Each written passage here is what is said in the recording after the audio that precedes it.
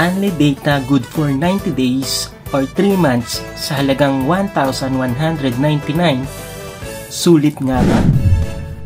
Updated Unli data ng Smart for 5G and non-5G areas with Unli call and text. Magkano na nga ba?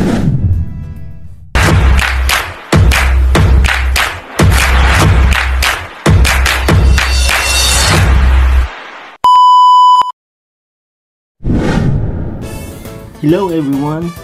This is your K-Wheels and welcome back ulit sa ating channel. Kung bago ka pa lang sa ating channel, ang channel natin ay gumagawa ng mga informative videos, tips, tutorials, YouTube updates, and other useful things na pwede nating mapakinabangan. So kung gusto mo ng mga ganung content, feel free to subscribe sa ating channel.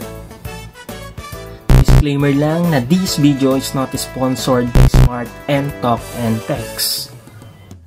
Bali, nakagawa na tayo ng content na dito nung bago nag-update uli nitong taon lang na ito. Bali, ito yung video na to. Itong nasa gilid natin. Same context lang, ang naiba lang yung price ay nag-update. Kung gusto nyo pong panoorin yan, click nyo lang po sa description box, ilalagay natin dyan. Or click nyo po yung sa itaas na link na mag-a-appear. Bali, yung price pa dito ay 199 good for 1 week. Tapos ngayong update ay ganun pa din. Bali, walang pagbabago sa 1 week. Pero in terms of 1 month na dating 499, ngayon ay naging 599 na po. So parang 100 ang dumagdag sa update po ngayon sa Unli data. Tapos ngayong update po, pwede nang mag-unli ng 2 months at 3 months or good for 90 days. Pwede mo na din tong i-avail pag nasa non-5G areas ka, pero medyo costly nga siya compared sa unli data na nasa 5G areas. Bago tayo mag-proceed, ito muna ang video outline natin.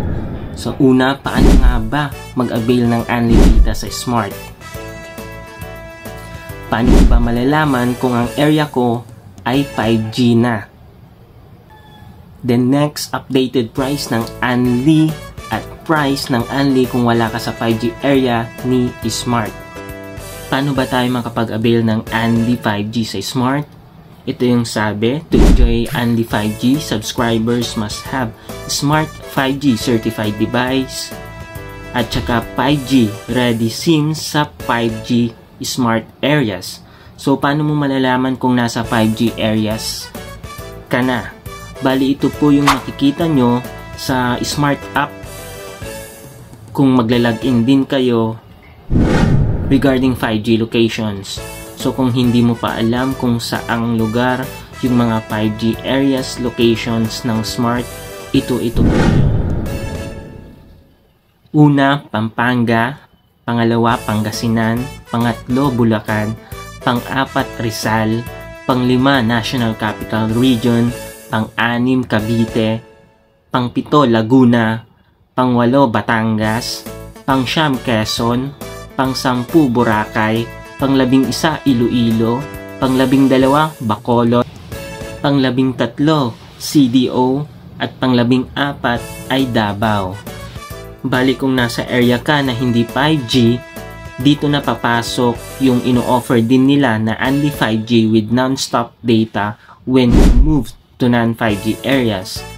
Bali, dito maabil nyo to direct sa Smart app starting from 99 pesos good for 1 day, 149 pesos good for 3 days, 299 pesos good for 7 days, and 999 pesos good for 30 days.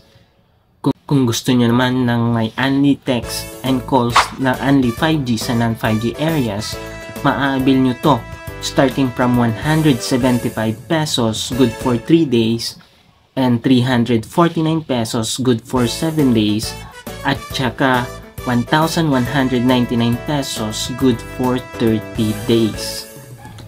Bali dito, i-compare lang natin yung Unli 5G kung nasa 5G areas ka at Unli 5G pag nasa non-5G areas ka. Bali dito sa Only 5G, ulitin lang natin, good for 30 days is 599. Bali compare natin si Only Data 5G sa mga makaka-avail nito, worth 599 yung good for 1 month. Sa Only 5G naman sa non-5G area ay 999. Kung gusto mo ng with call and text, it costs 1,199. So kung yung Only Data good for 90 days or 3 months, worth it nga ba sa halagang 1,199? Para sa akin, worth it siya kasi malakas ang signal sa location ko. Kabilang siya sa 5G locations. Okay sa akin yung Only Data kahit wala nang patayan ng data, hindi mo naisiping maubusan ka ng pang-internet. Nagagamit ko din to hotspot another device like laptop tsaka cellphone. Pero nakadepende pa din to sa location nyo at kung gaano kalakas ang signal na nare-receive ninyo sa smart.